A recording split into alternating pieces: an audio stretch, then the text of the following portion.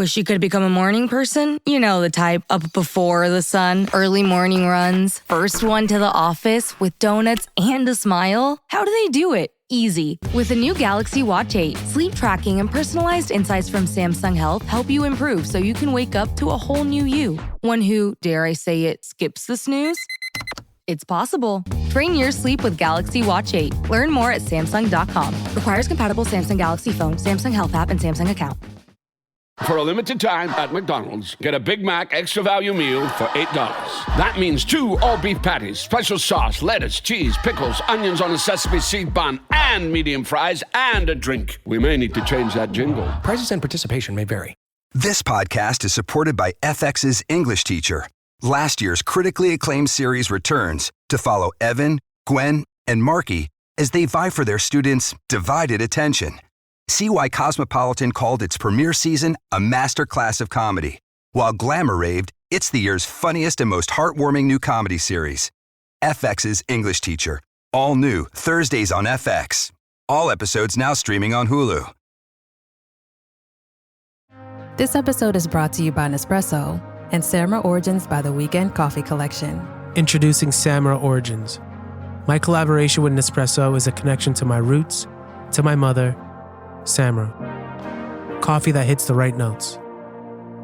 It transports you. Crafted with unique notes and bold soaring flavors. Experience a taste that moves you. Nespresso and Samra Origins. Discover more at Nespresso.com. The family that vacations together stays together. At least, that was the plan. Except now, the Dastardly desk clerk is saying he can't confirm your connecting rooms. Wait, what? That's right, ma'am. You have rooms 201 and 709. No, we cannot be 5 floors away from our kids. The doors have double locks. They'll be fine. When you want connecting rooms confirmed before you arrive, it matters where you stay. Welcome to Hilton. I see your connecting rooms are already confirmed. Hilton, for the stay.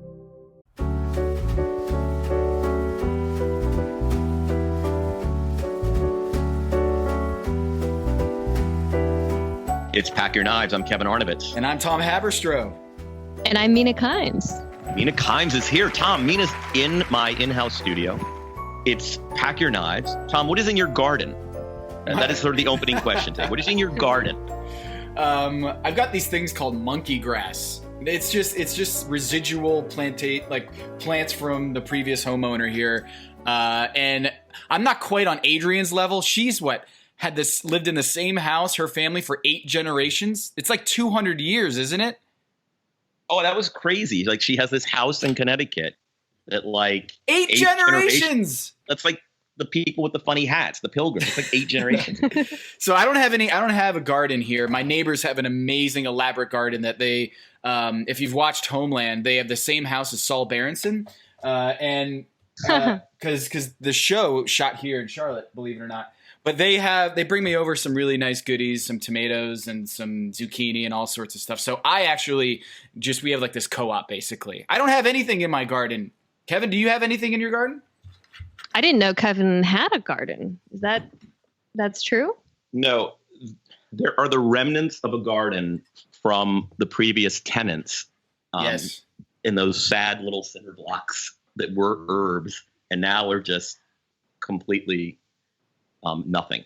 So I have a hillside.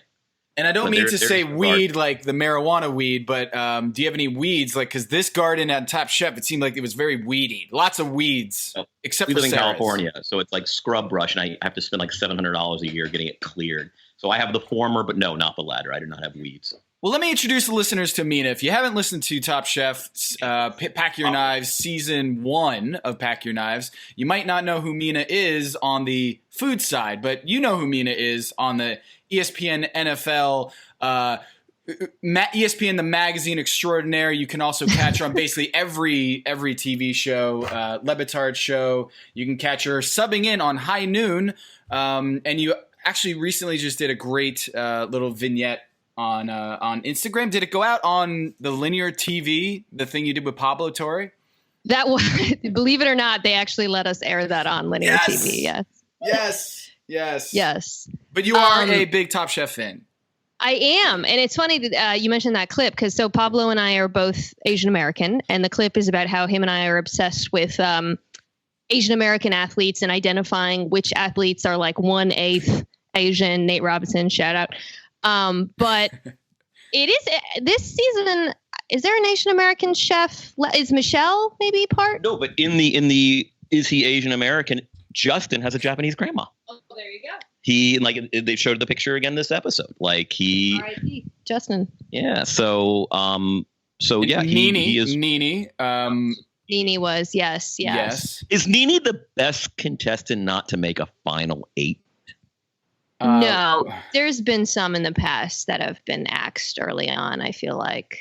I mean, right? I'm not wrong. She's got a great case. She won 2 episodes this season? Yeah. Oh, she was no. She didn't.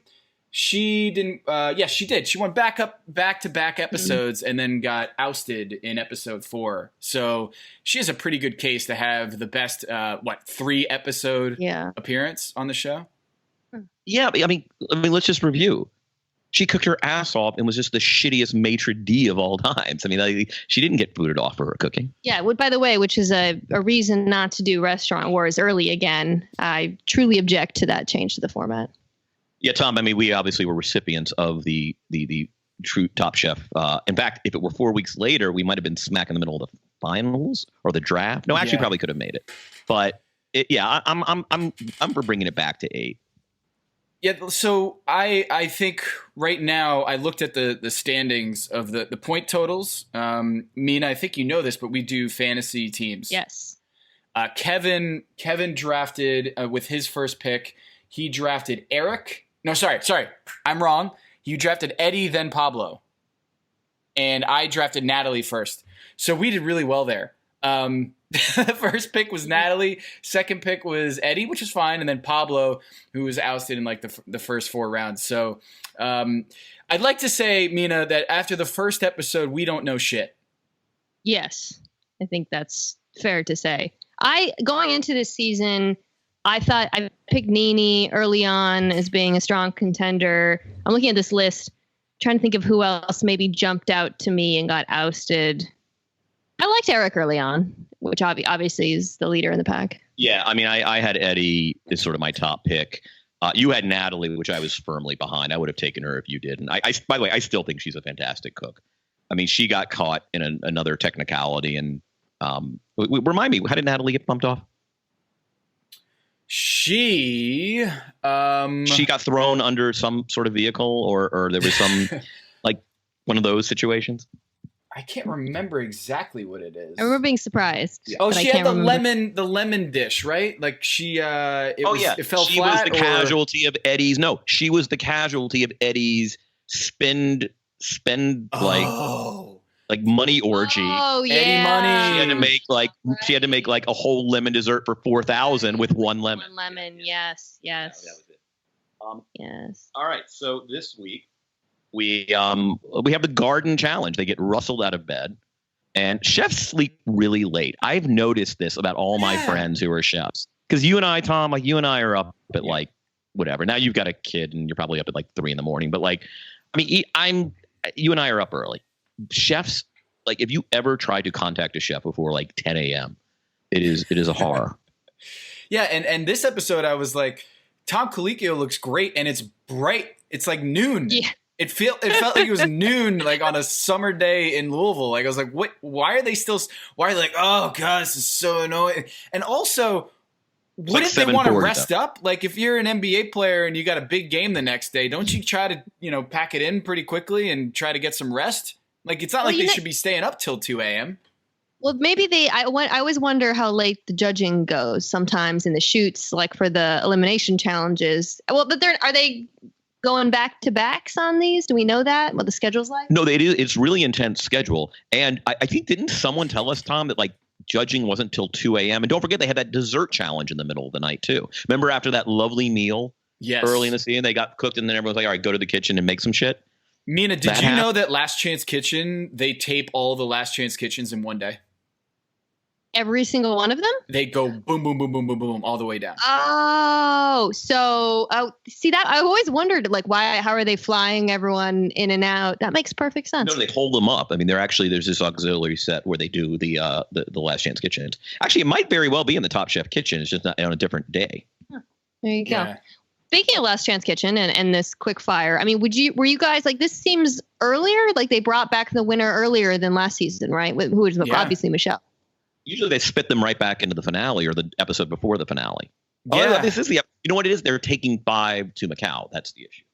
Right. So Which is a lot. It's a lot of people. That's what struck me. And it's expensive airfare too. I mean, like that's a lot of people to send to Macau. By the way, I'm very excited for Macau. I mean, this is sort of a loose association episode for us, Tom, but like Macau's awesome because it's like all the wonders of Chinese cooking with all the wonders of Portuguese cooking.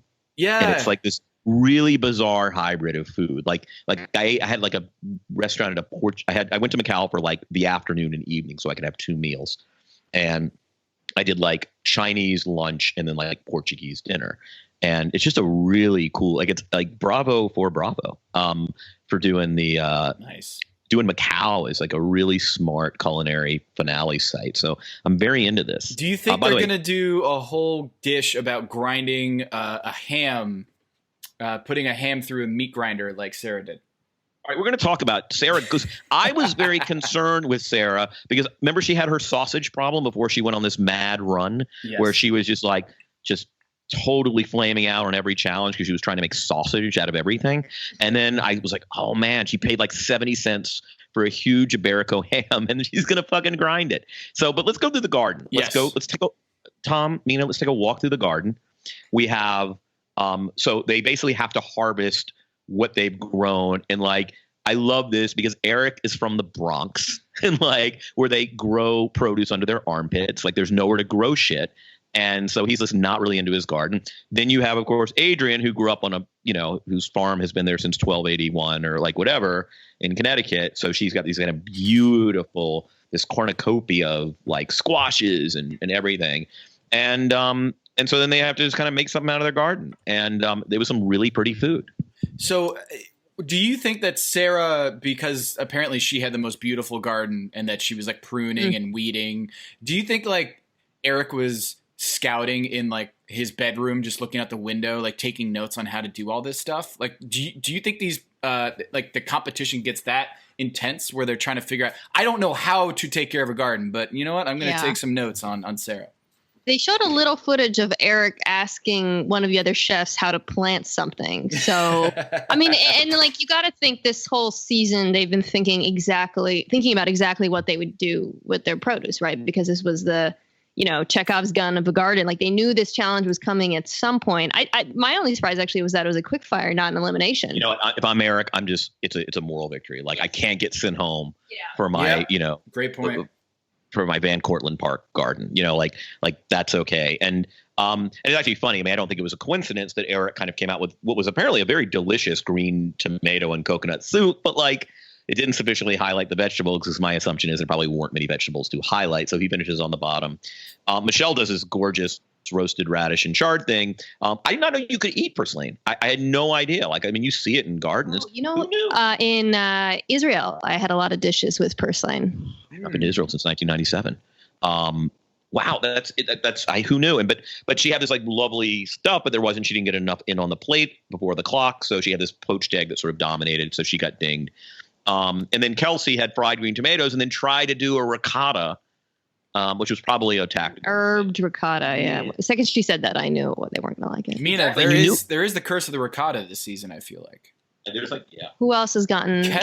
Kevin got dinged on a quick fire for using too much ricotta. It was like a beaten ricotta dish. And then he got ousted because of his ricotta dish. Right, Kevin? Am I remembering that right? I do, and I think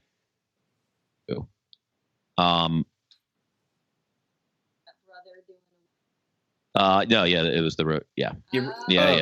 Episode 3, Naughty and Nice.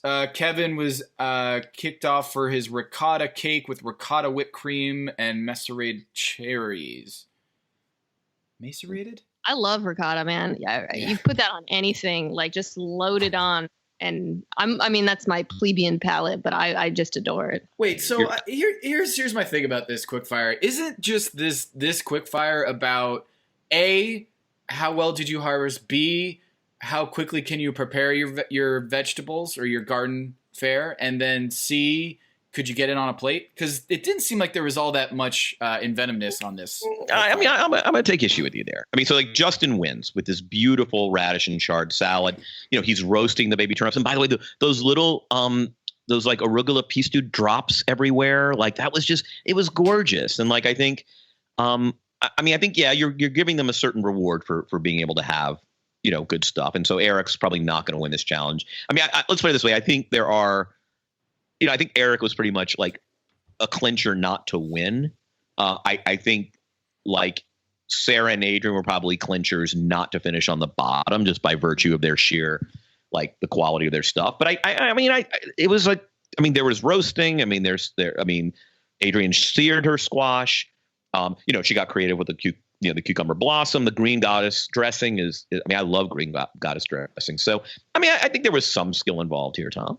I wouldn't say it's nothing, but of all the quick fires, I felt like this was more about your planting skills and your gardening skills than it was about your ability to, be a chef. But I actually did not know who Wida Michelle is her Wida the guest judge. I was not familiar with her work. Me neither, but if I were to tell you that Ouida was spelled Ouita, would you believe me? I would believe you. Right? She said the word forward a lot. Vegetable forward was used many times. I remember. I kind of feel like she didn't want to give Sarah the win because they cooked together like a few months ago. And we'll get to that. I always struggle with these mentor challenges for that reason, and this was sort of a preview of that because some of the mentors bring a lot more bias and neutral, and some of them are very obsessed with seeming neutral. And I always feel like also nobody wants to crap on someone's dish in front of their mentor. So it kind of affects the judging. I mean, we'll get to that, but I think you're right about Ouida and Sarah. Yeah. Because she had who taught this person? Yeah. No, the mentorship thing is always a little awkward. I mean, it's when there is a true sort of emotional connection, it can be really nice to portray. But like, yeah, I'm with you guys. Like, it's kind of, I don't love the mentorship. It's like the family challenges in the past when they have the family sitting at the table. The judges obviously can't be like, this sucked in front of your brothers. You know what I mean? After the emotional reunion. So I don't know. These ones are always a little weird for me. And I like when they get bitchy. Yeah. Like that's kind of part of the fun. Like, Padma can't really do her thing. And so Justin wins it. It's the most beautiful plate I've seen in years, and I do. I'm a sucker for presentation. And then we go to this auction, Tom, which was the saddest auction I've ever seen in my entire life. We got five. Like only one person bidding on everything, except of course heirloom asparagus. You can get like friggin' foie gras for $1.50, and then like you pay $1,000 for heirloom asparagus. But yeah, it was a stupid auction. You know who my favorite? Really, yeah, I was gonna say that there's basically the only ingredient that mattered in the end was the ham. I feel like that had any payoff whatsoever. Yeah, I think my favorite person in that whole episode was the yes guy in the auction. Did you guys catch him? Yes. The one who. Yes. That's his entire job. He just said yes and pointing. That is a great job. He's like a traffic cop, but he just has one word in his vocabulary and he just says yes 10 different ways. It was amazing. I want that job. Yes. Yeah. What did you guys think broadly about the conceit of the challenge, which was sort of paying homage to the mentor, which I think they all sort of interpreted in different ways? So the elimination challenge? Yeah. Yeah. Well, I think if it is truly your mentor, and I kind of read their faces a little bit when they made the drop of like, hey, your mentor is da-da-da-da-da. And the person's like, oh, yeah. Brian Voltaggio, sure. We talked. Yeah, we brushed shoulders once in a kitchen before. So I feel like if the bond is strong and you get like emotional thinking about the mentor showing up through those doors, like, yes, like this is awesome. But if I'd imagine they reach out to these chefs their mentors and they're like, hey, are you available for this date? No. All right, we got to move down the list. And I just wonder, some of these mentors were like plan like D, you know? I would love to know who, like, how it went on the depth chart. like you're right. The percentages say that one of these 6 mentors was like no higher than 3rd or 4th. Yeah. And it also kind of felt like they were just like, okay, my mentor likes mushrooms. My mentor does, the Voltaggio style of cooking. I don't know, deconstructing. Like it kind of just felt like an imitation challenge. Well, no, and that's the thing. Like I thought, like in some ways, I kind of liked that Eric kind of went deconstruction. Like I thought that like that was a nice homage, whether or not he was close or not. Can we have an Eric conversation now? Yeah. Let's have the Eric conversation. Yes. I'm just looking at the chefs who are left, and to me, he's the obvious front runner. I mean, the statistics tell a clear story. Also, the only chef who I feel like has a style I understand. And then, look, that's probably not accurate. Like, that's a product of editing and challenges and whatever. But, like, if you asked me to describe who these chefs are, what they do, I could come up with, like, maybe 1 or 2 things for all the other chefs. Maybe. Some of them, I don't know. Eric's the one where I'm like, yes, boom, boom, boom, boom, boom. Like, it feels like they said during the challenge, he stuck to his guns every step of the way. Yeah, we seared a brand on Michelle early on as the pasta chef, and she barely has done any pasta this season. Well, no, right? but I think I know. I totally agree with Mina. I mean, Eric has the most definitive style. I think we said, hey, what is Michelle's style? I think she's a pasta specialist, but also does kind of very refined, delicate plates. Yes. Tends to go fish. California cooking. Right. These are very California plates. You wouldn't be surprised to see them, on a summer menu for Suzanne Goin, right? Kelsey does, Kelsey's funny, right? Like I would say, Southern, but scallop crudeau with the beautiful rosewater or whatever it was. Pretty girly too. And I mean, I'd hate to sort of lean on that stereotype because I feel like, but when you talk about the dishes, this is an NB broadcast here. Yeah. I guess Adrian, what do we think of Adrian? Like, how would you characterize Adrian's cooking? 8th generation Connecticut farming. Yeah, Adrian's an interesting chef. I don't, and I like her, and she's. I mean, look, I far be it from me to criticize any chef. What's with the earrings, though? Just want to know, why are they so weird? Are they really weird? I didn't notice this. Mina, go. I want to hear this. Never noticed that she wears the most dramatic statement earrings. I wonder. They're like deal with that in the kitchen. I was thinking maybe she has gauged ears and they're like gauge. I don't know. It's very distracting to me. Yeah, I mean, I'm not going to say that Adrian's skated. I mean, she's gotten a couple of wins, hasn't she? No. But she's kind of the consummate. I mean, if ever there was a chef who's like, she's been she's been in the top 3 4 times with no wins. That's right. Pretty impressive. She's a lurker, and she kind of tipped her hand. There was a couple of weeks ago where she just kind of looked at the camera before the judging and said, "Look, I'm not going to go home for this." She is kind of the consummate. I'm not going to go home for this chef. And then Sarah, I think, has a specific viewpoint. I mean, I think she combines sort of Mid-South cooking with tech. Farm. Yeah. And I mean, she's, like this was a great dish. I mean, so Sarah wins the challenge and we might as well just go to that. I mean, her mentor is David Sheff, who's a noted chef in Chicago. I didn't realize. I thought Sarah had gone to New York. Maybe he was in New York. But her big thing is, I'm going to nail this ham and almond broth, this consommé, which seems so ambitious. I mean, ham and almond. So you got this kind of smoky, nutty thing, whatever it is, and then she's going to infuse her sea bass. She's got kind of the soup bean nod. The lima beans aren't soup beans usually pinto beans? I don't know, but. And how about soup beans making Ouida cry? How about that? Who would have thought? I mean, it's so she poaches the sea bass with olive oil. She infuses it with the broth. She puts together a beautiful plate. And I mean, I've never seen Gail Simmons. By the way, Gail Simmons on the episode. I could listen to Gail Simmons do play-by-play or do color commentary on any meal, anytime. I still have this aspiration. I would like to have a meal with Gail. I'm just dropping it now into hoping the Bravo PR people listen at some point. And I was on a flight with her once. Yeah. It was a very exciting celebrity sighting for me. Would you say she was a mentor of yours? Yeah, in the same way that Brian Voltaggio is a mentor to Eric. Gail Simmons is my mentor. We were on a flight together. Looked beautiful. She's kind of shorter in real life, like most celebrities. I was just glad to see her back.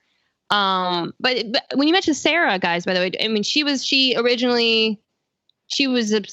oh no, that was the last episode. She was complaining about the Kentucky thing. I'm sorry. Did she have any? Because she usually has one drama per episode. Did she have any dramas this episode? No, she got a fucking ham for $7. I mean, that'll do it. Yeah. Yeah. No drama. What do you have to complain about?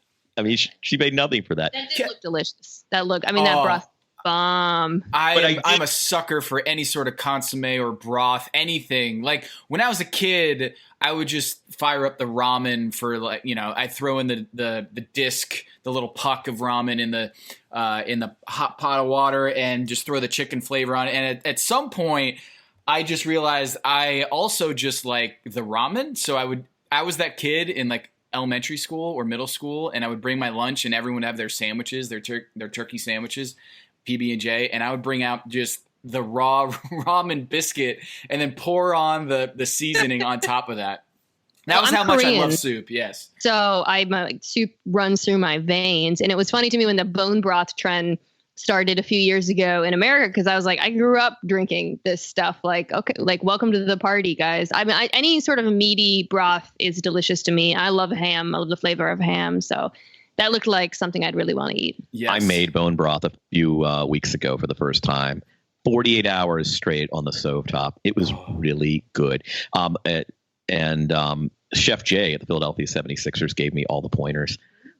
So it was particularly good. It is what they drink in film session. So I did it at home.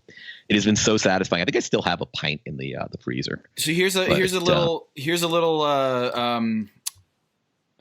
educational point here. A little thing about Chilean sea bass. Not really Chilean. Not Chilean sea bass. They actually the fish is called Patagonian toothfish. And they, in like the 70s, some, fishermen decided, you know what, I can't sell any of this shit because no one wants a Patagonia toothfish on a menu. So he decided to come up with a new name, and he called it the Chilean sea bass. It's not actually a sea bass at all. No, I mean, a Patagonia toothfish sounds like fucking camping equipment or something. So if I told you like I'm going to do an Iberico ham walnut broth on a Patagonian toothfish, poached Patagonian toothfish, you'd be like, what the fuck is that? And now when it says poached Chilean sea bass, you're like, ooh, I'm all about that. Yeah, ham flavor too with sea bass, or granted it's a more mild fish, is not necessarily intuitive, but I mean that's a pretty unholy alliance of animals. But it sounds delicious. That sounds. The broth looked light though. Yeah, it did look pretty light. I'm guessing. Yeah. Yeah, I mean, there were two red flags for me in this episode. The first was Kelsey reaching for that canned crab. I'm like, she is going to get dinged for this shit. By her own mentor. Yes. And then the other was when Sarah starts grinding pork. I'm like, not this again. Like ever since she put down the sausage making, she's been like on an absolute tear, and I was really worried. But then when I kind of heard her thing, like, here's what I'm doing.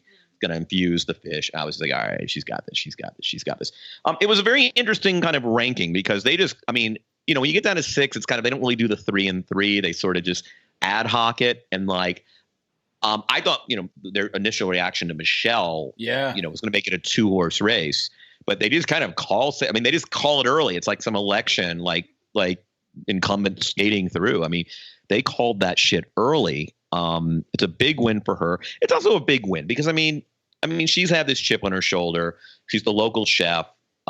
She wants to represent the state, and it's something we've seen before. But and frankly, I didn't have her highly rated after a few weeks. Like, no, I had you actually. no I think I proposed a trade for her because you were kind of down.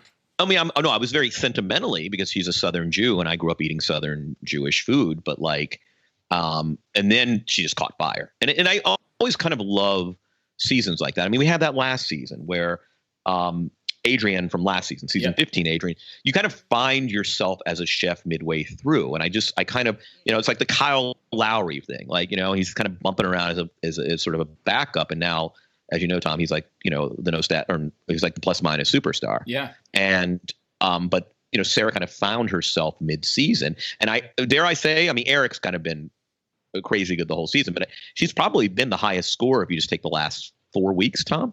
Well, if you want to talk drama, here's some drama.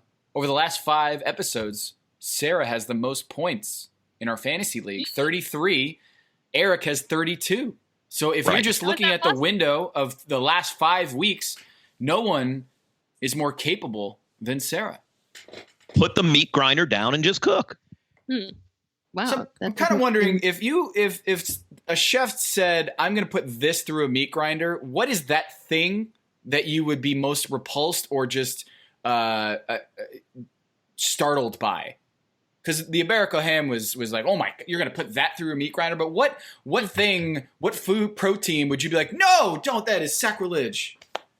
You mean like a protein so refined and delicious that putting it through a meat grinder would just seem sacrilege? Like it's just too delicate and beautiful? Yeah, like is there something that like you'd be like, oh yeah, that's delicious, but if you put it through a meat grinder, I don't want to have anything to do with that crime? Yeah, I mean, where are we on sort of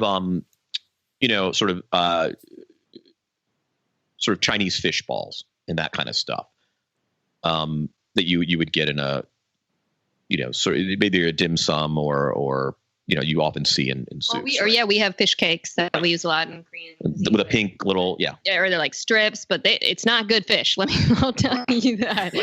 So, I mean, like eel would be maybe, which I love. I love eel. Eel. Do I like eel or do I like the sauce that comes with the eel?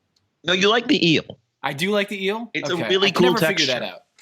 Have you ever had like a really delicious like Donburi style bowl with like just like a delicate, perfectly grilled eel piece?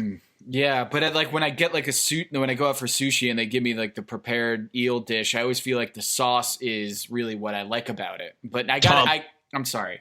You go into DC a lot for business. Yes. Next time you're in Washington, you're actually staying in town. They have a great concept fast food place. There are like 2 locations. There's one, I think, on Connecticut, downtown, and then there's one up in Adams Morgan called Donbury. And you go in, you get that, just like Mina said, you just got to get that nice slab of anago, or it might be unagi. Yeah. And then it's got the sauce, the little, the little red ginger,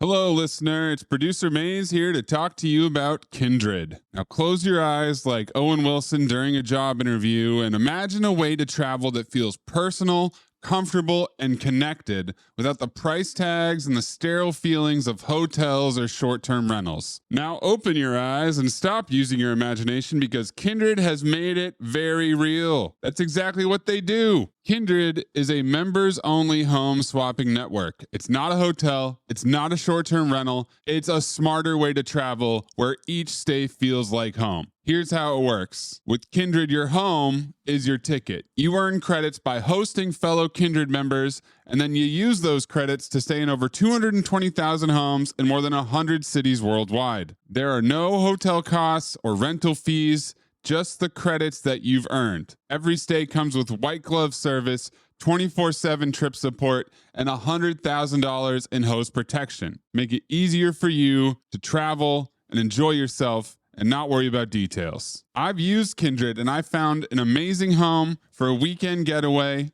in an idyllic location with amazing views and great ambiance. It had everything I needed. And the best part was, it cost me $0. So apply now at livekindred.com and use code DINGS to join for free.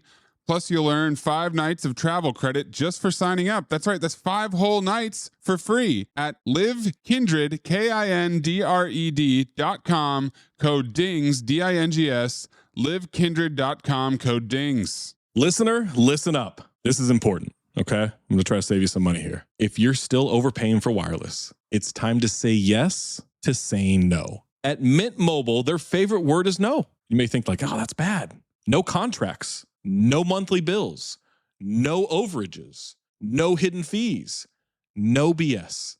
Here's why I said yes to making the switch and getting premium wireless for $15 a month. You heard that correctly. $15 per month. Ditch overpriced wireless and the jaw-dropping monthly bills. And of course, there are all these hidden fees and stuff, but at Mint Mobile, plans start at $15 per month.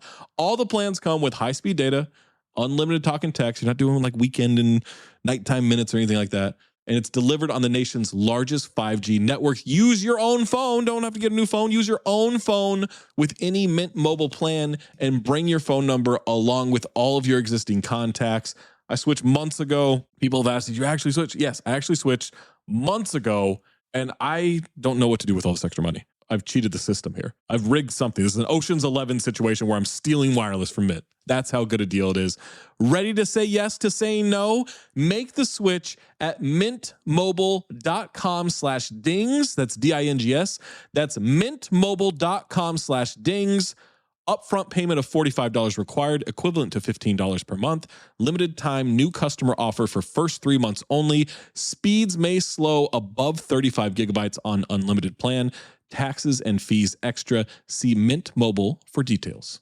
Hello, listener. It's producer Maze here to talk to you about Quince and their cookware. Cooler nights mean cozy meals at home, and Quince's cookware has made fall cooking so much more enjoyable. Their pieces deliver the quality and performance of luxury brands, but at a price that makes sense. And they look gorgeous on the stovetop, too. No matter what item you need to complete your kitchen, Quince has you covered. With 5-ply stainless steel pots and pans, nonstick skillets, chef-quality knives, and even ceramic bakeware, which is perfect for cozy casseroles or Sunday roasts. And when you look at these prices, you might think, how is Quince doing this? How do they deliver high-quality items similar to high-end brands that are half the price? Well, let me tell you, they partner directly with ethical top-tier factories to cut out the middlemen and pass the savings on to you. And it's not just cookware. I got myself some bath sheets. That's right. When you're a tall man, you have to use bath sheets, not bath towels from Quince.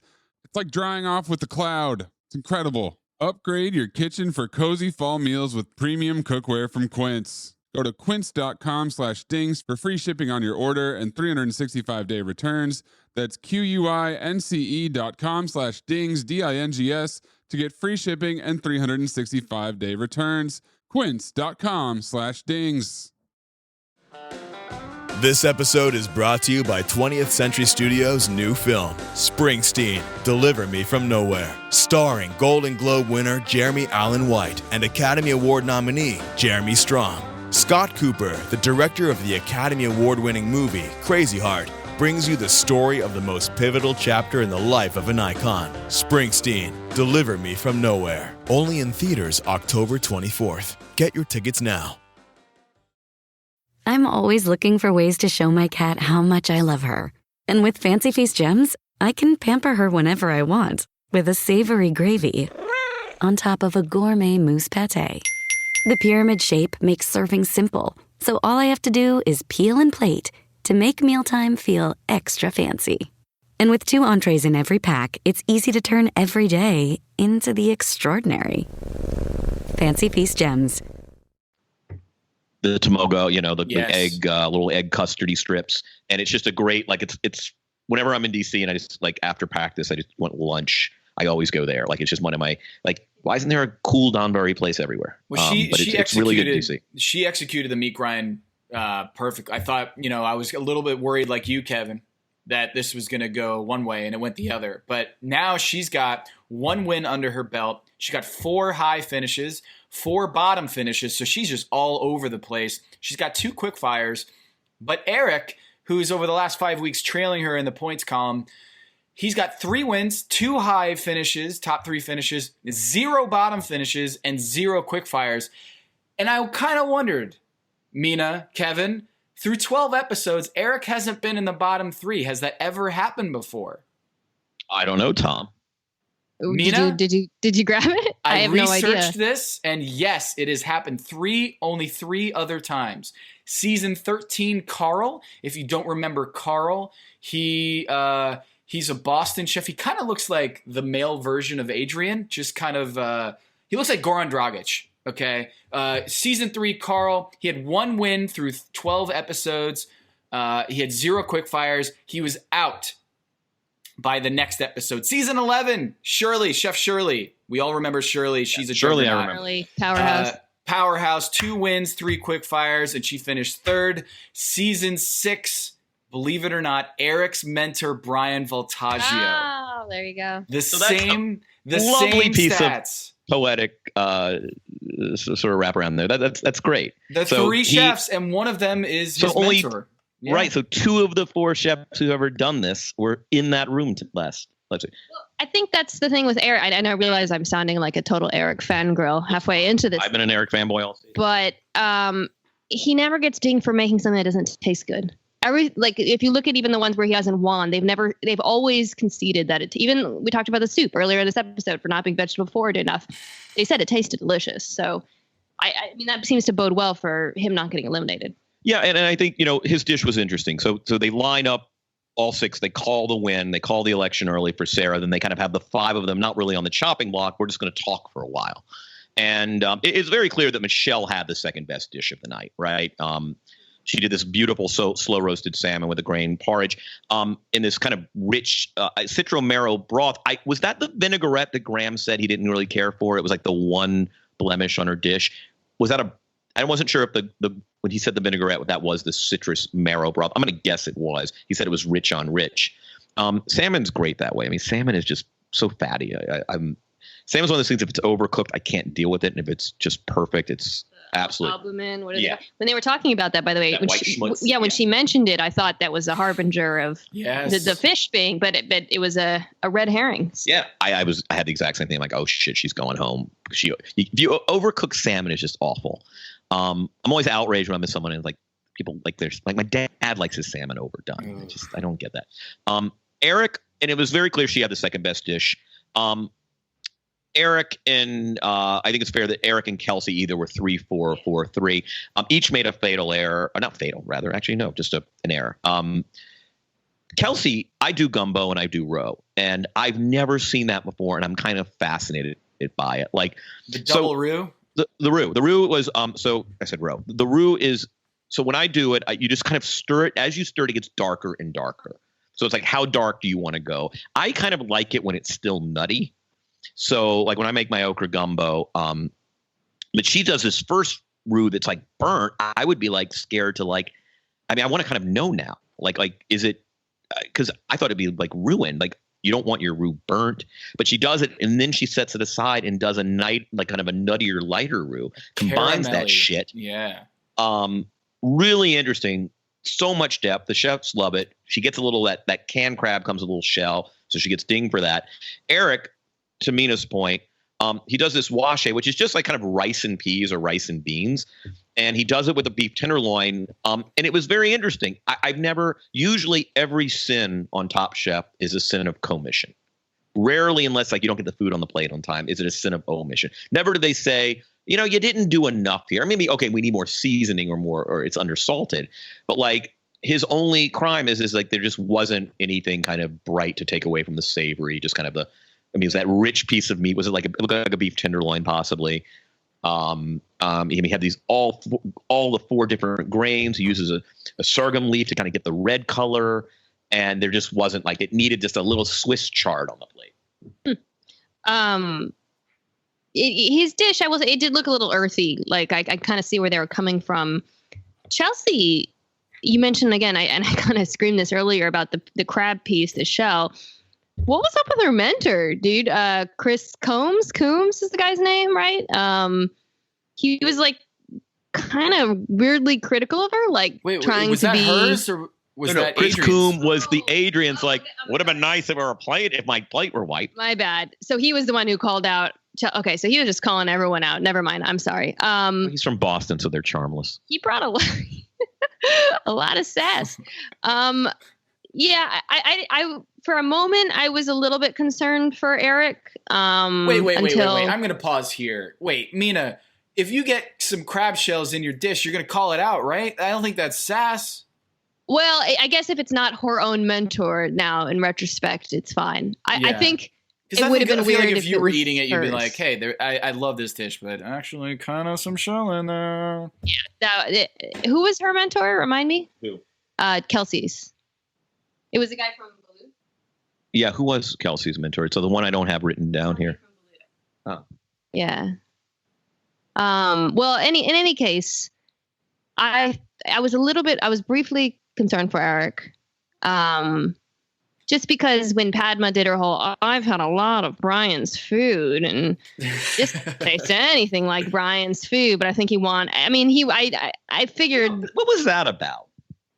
She just wants to say something. No, it was a Voltaggio take on Washe, right? Like, of course I love that he wasn't literal about it. Right. I mean, okay, rather than just going to do this mush of like rice and peas, I'm going to pick 4 beans, prepare them independently, but with a sort of cohesiveness. It was kind of brilliant. Yeah, I don't know. I mean, I know we're kind of in the tank for him, but like, come on. I mean, I thought the criticism was reasonable, right? Like it just, if he had like a thing of just, collard greens are fairly like big in West Africa. Like if you just done that with like, just a little kind of leafy green, little vinegar, it would have taken the edge off. So those 3 were sort of the next waved in, and Padma calls it. Those 3, Kelsey, Adrian, and Eric, are going to go. They're going to Macau, and then so basically our bottom, Tom, was Adrian versus Justin. Okay, so let's get into the 2-way thing. Okay, I thought it was going to be a decoy that, like, in the previews, when Tom Colicchio in the preview says, sometimes when the chef says I'm going to do it 2 ways, I just feel like you should do it 1 way. Why don't you just do it 1 way? I thought it was going to be a decoy, and then Justin was going to come out victorious because he nailed his 2 dishes. But you know what? His problem was he was too good. Because he finished his dish, several minutes before he was supposed to be ready. So he couldn't bring out his dish in time. So he had to put it under a heat lamp. So when you're doing the yellowtail sashimi or miso cured yellowtail, you got to throw it under a heat lamp. Yikes. Yeah. Yeah. This was the one where at the table, as they were discussing, it seemed to me, oh, he is gone. They were just railing on it. They called it greasy. They were just, and then when they went to the judges' table and they were kind of pondering a little, and then they decided that, well, at least he showed a bit more creativity than Adrian. Then I started to feel a bit of tension. But at first it seemed to me like it was one of the more easier decisions they've had in a while. Yeah. Go ahead, Kevin. No. Well, I was going to say that Adrian, she had an amazing duck, and it was a little under-seasoned, but it was cooked perfectly. And as Kevin always says, if on Top Chef, you just need to nail your protein, which Justin, I don't think, did. Adrian came out with the perfectly cooked duck, but her biggest thing with this challenge was that her mentor always had like the most beautiful presentations, right? Wasn't that her thing? Yes. And then she screwed that up, and she admitted that she just like kind of threw things on the plate, and she felt bad about that.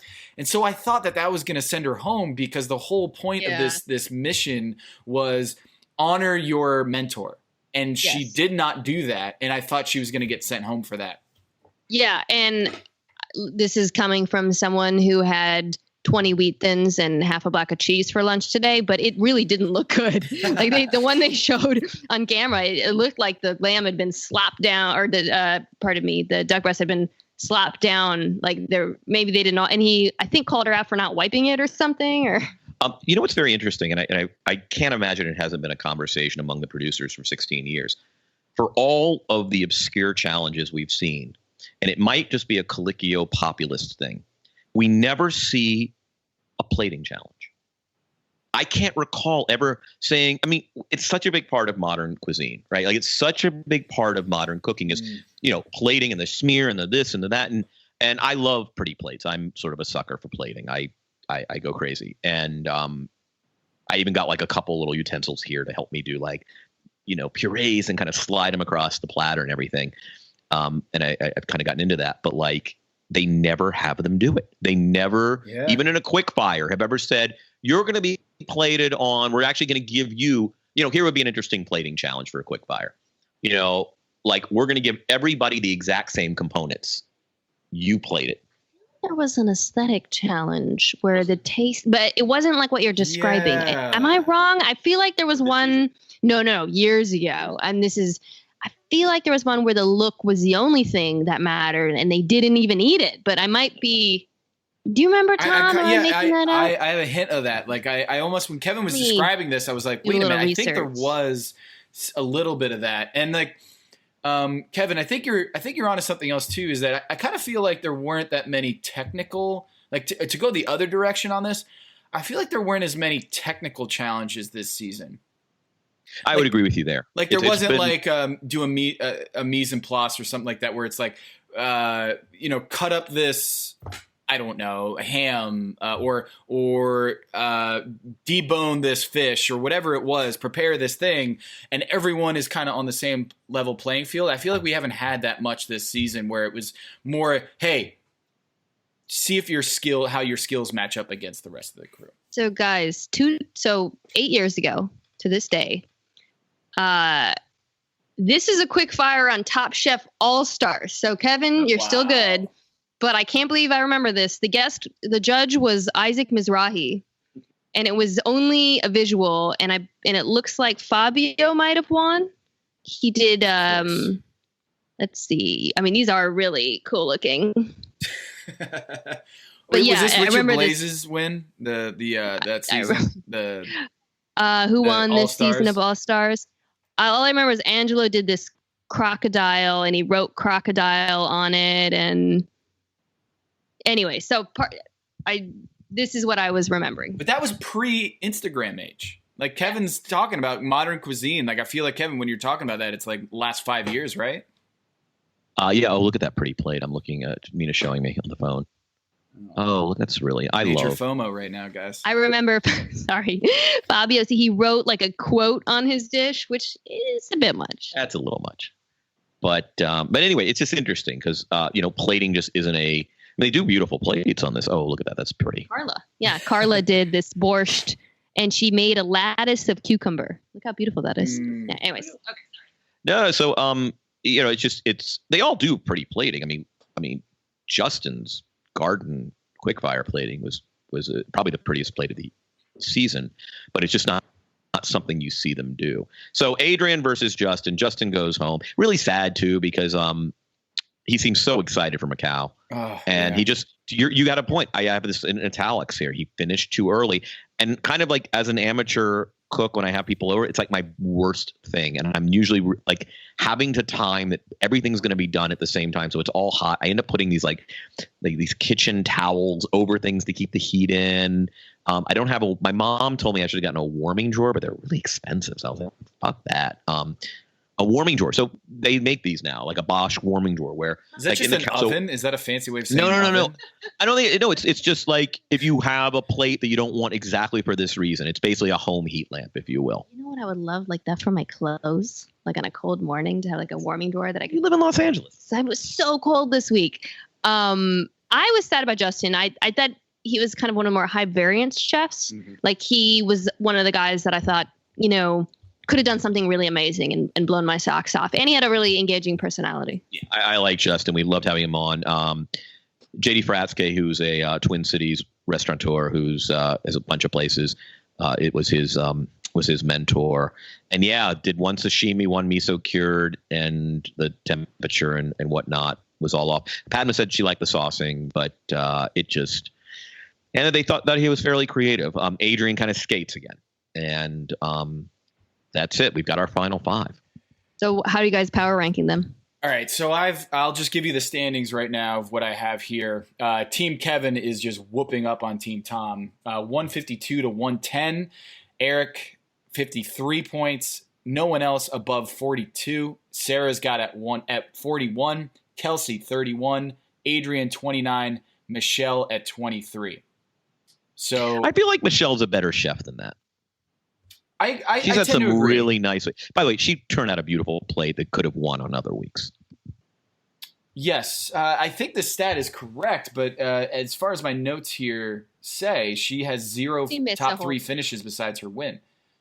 How many top three finishes besides her win? Zero. So she's just been. I don't think of her as a coaster, like someone who's been coasting throughout this competition, but. I think Eric is, as much as Sarah, the hot hand right now, I feel like Eric is head and shoulders above the rest. I mean, I'm telling you, we've had how many chefs compete on this show? Hundreds.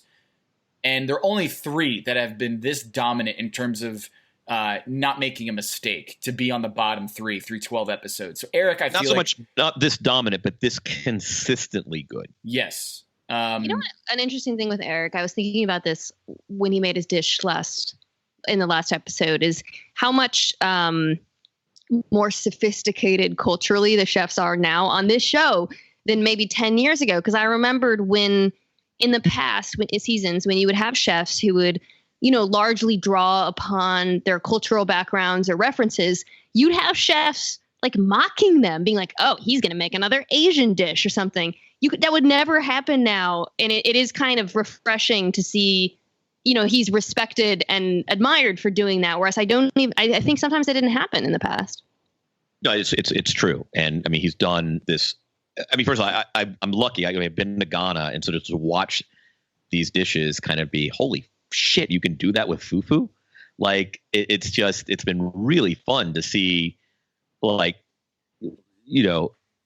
foods reinterpreted and elevated. And I think you're right. Like it is, and it's no longer ethnic food. It's just food. We're now at it's not like Chef Hung. I feel like they would talk crap. You'd be like, really, we're saying that. But yeah, there's been a bit of a shift. Do we even talk about Asian flavors anymore? I mean, it's just flavor. It's just like, and it is. I mean, it's a decidedly, it's a decidedly more cosmopolitan, less white tableclothy and traditional American or even new American cuisine than it used to be. And that's a really nice thing.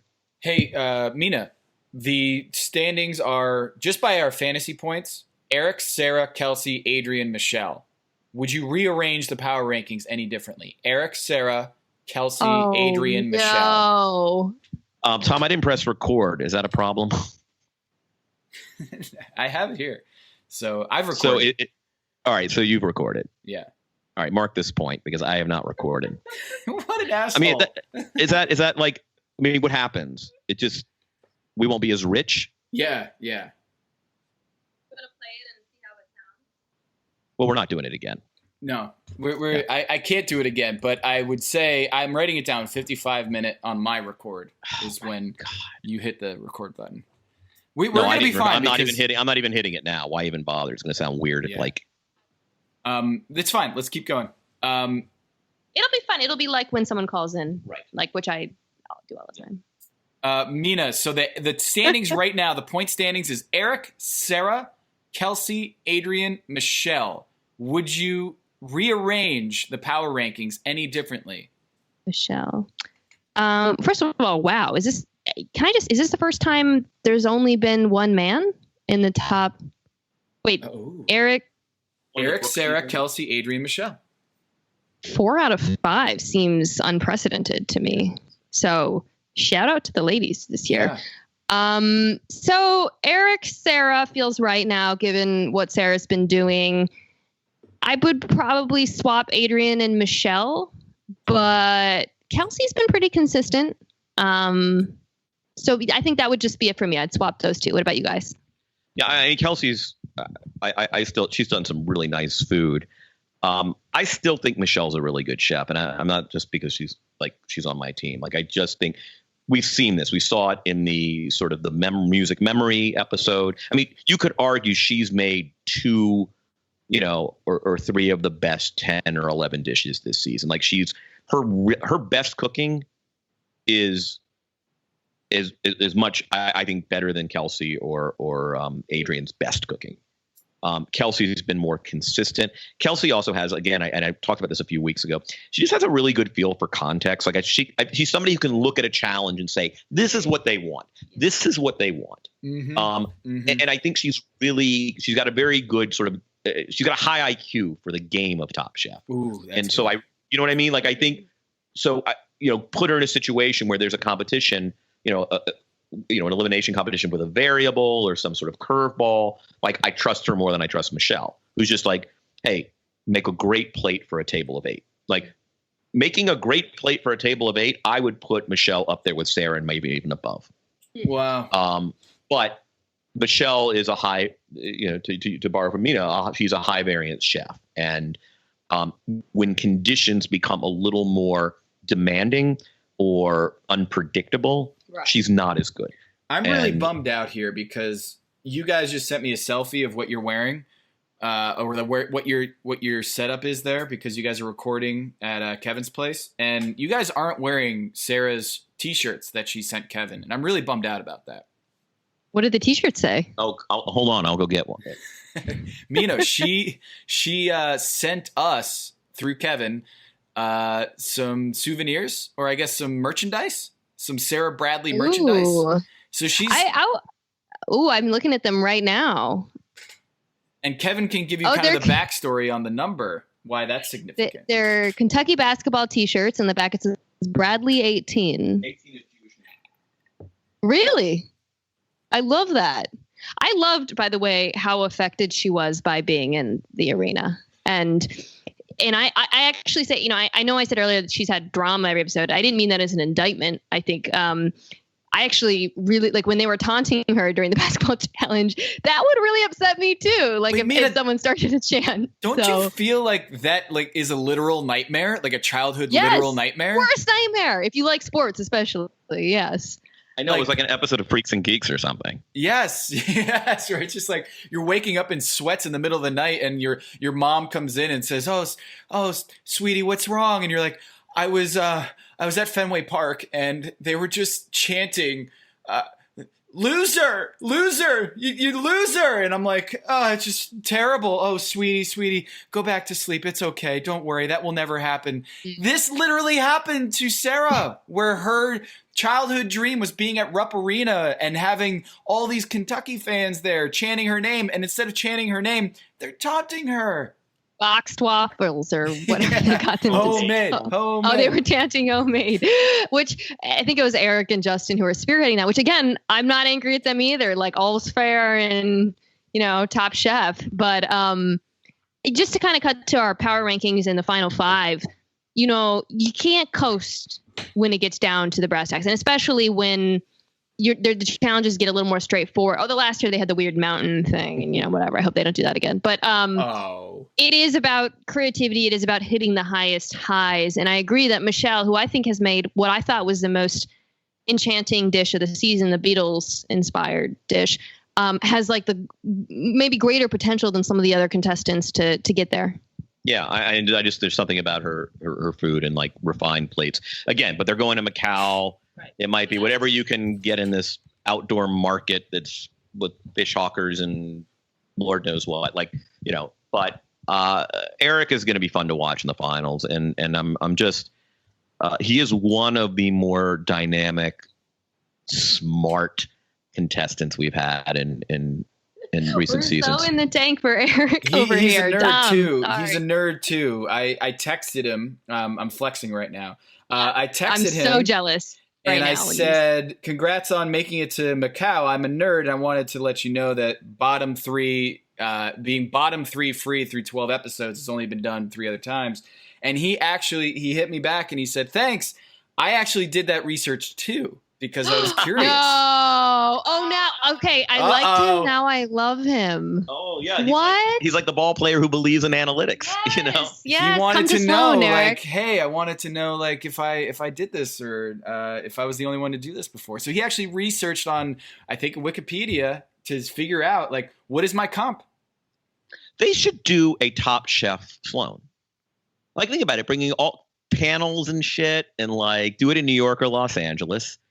Kevin, you say they? Why don't we do it? We should just host. Well, I mean, for those who don't know, MIT Sloan is like the sport, which is like all of you, which all 3 of us are doing panels or presentations or whatever at, is like the sports nerd conference every year. It was created by the GM of the Rockets, Daryl Morey, who is the sports nerd in chief. But Tom, like you could have just like a full day of stuff. The meals would be really good, like a Top Chef conference / retreat. They could make some serious money doing this.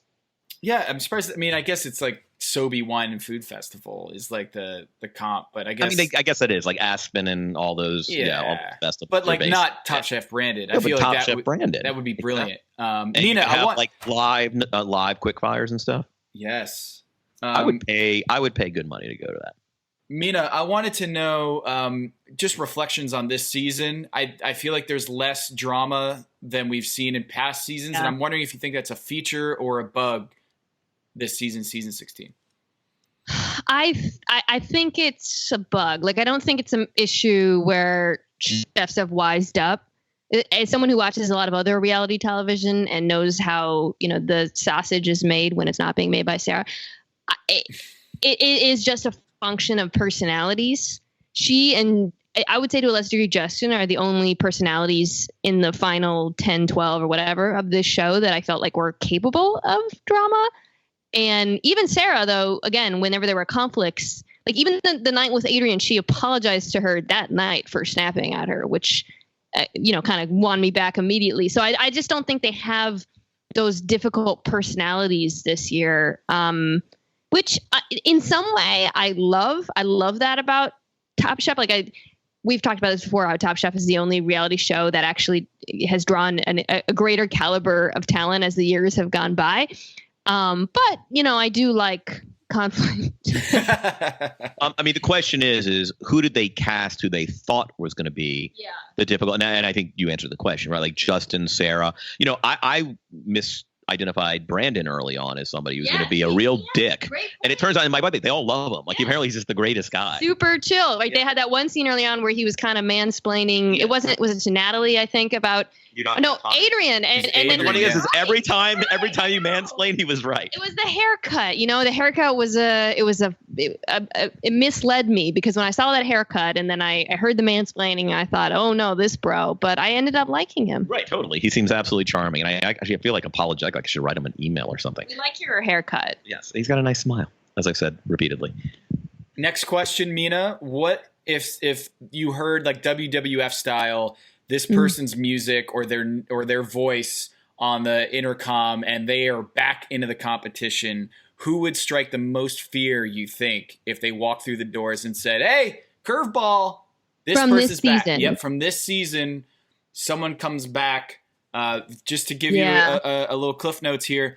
People who are eliminated so far: Justin, Eddie, Nene, David, Brian, Brandon, Carrie, Jim, Kevin, Caitlin, Brother, Natalie, and Pablo.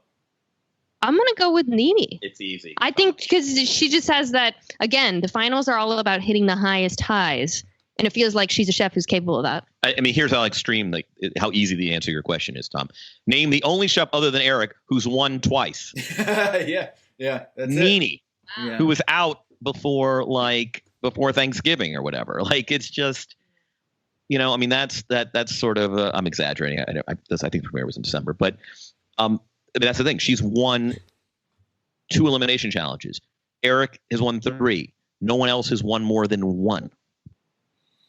I feel like I felt bad about Eddie. Did we talk enough about Eddie leaving last week, Kevin? Because I don't know how much memorializing we should do, but look, I think if you asked me to power rank and if there were 6, he would be to me right behind Eric. Like I also love his cooking. It's kind of my kind of food.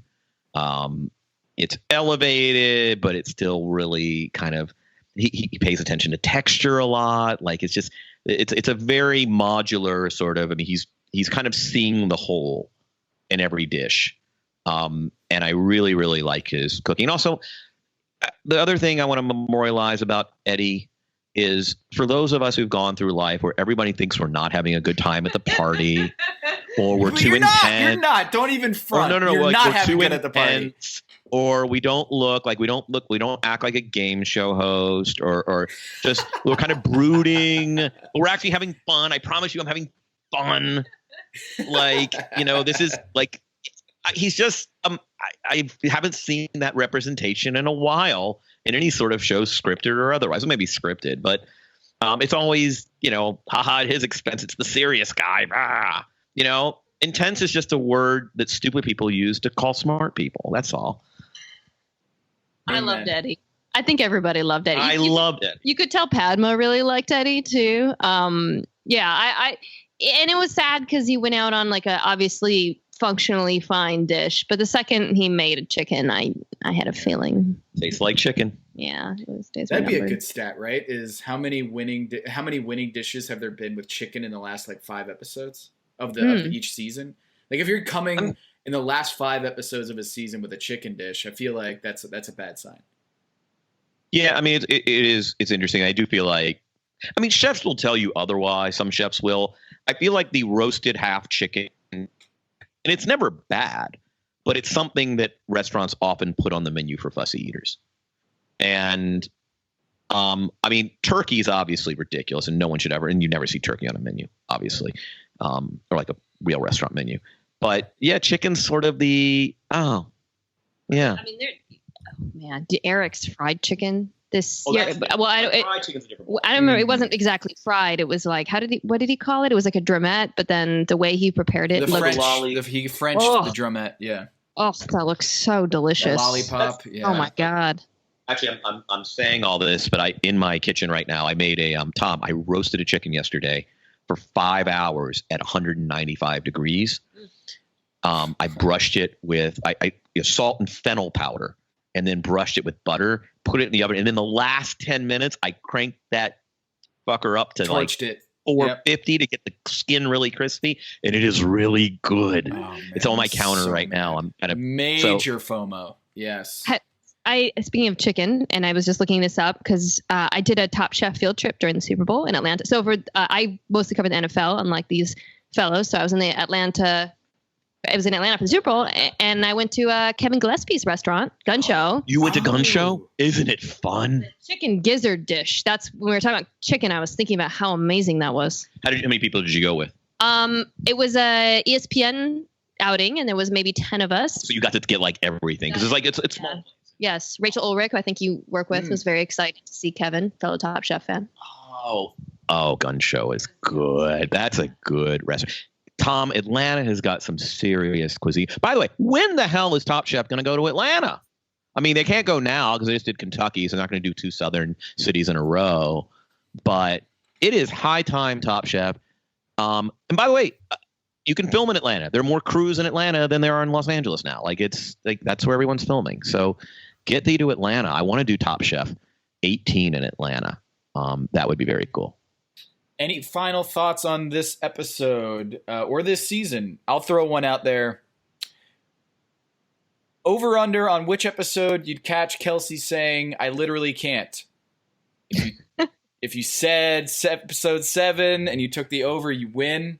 But yeah, that was an amazing little clip where Eric was dancing and yelling with Justin, and Kelsey's with Sarah, and just goes, "I literally can't." And I was like, oh, that's just glorious. I love Kelsey. Was Kelsey nice in high school? She was a cheerleader. I don't know. Kelsey is, again, to talk about how Top Chef has evolved over the years. Kelsey is the chef who I feel like 10 years ago, a Kelsey type might have been terrible, and now she's wonderful. Which just sounds like a weird thing to say. I don't know, but people in the past who struck me, I just think she is a total delight. I could not agree more.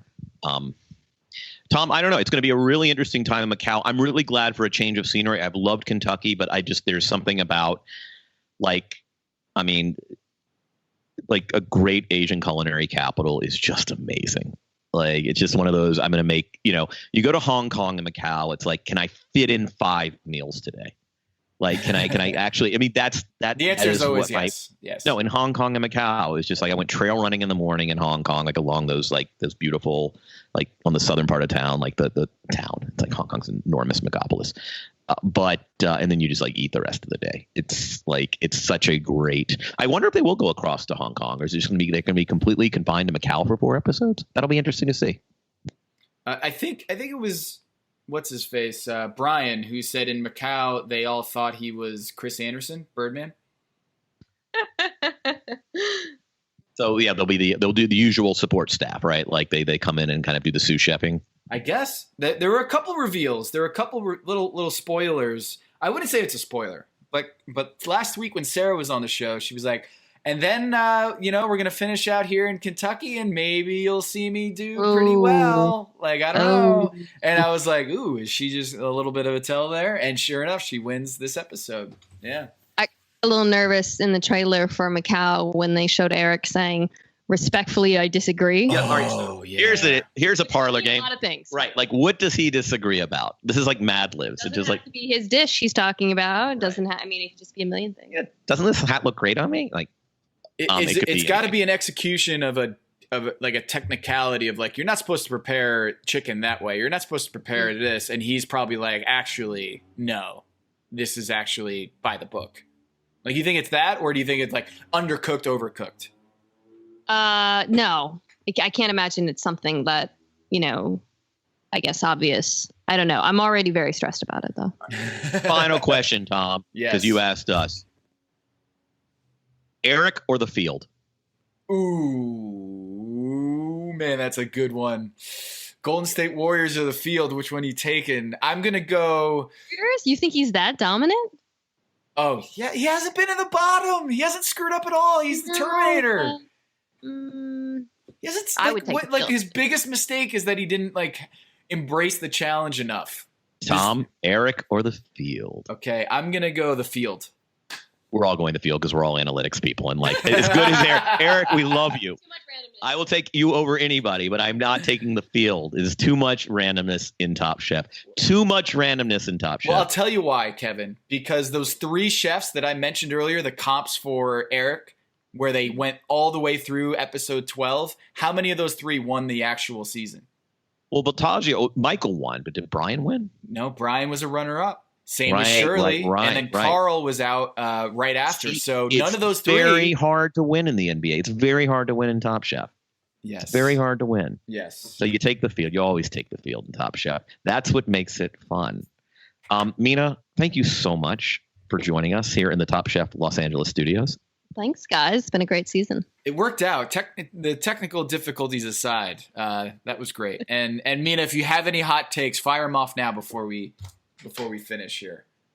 About this season? Yeah, any Nene was robbed. Eric's the best. Waffle it's like mix was the biggest controversy. The waffle. Gail was sorely missed this season. Sorely. You know what I'm saying? We need more Gail Simmons.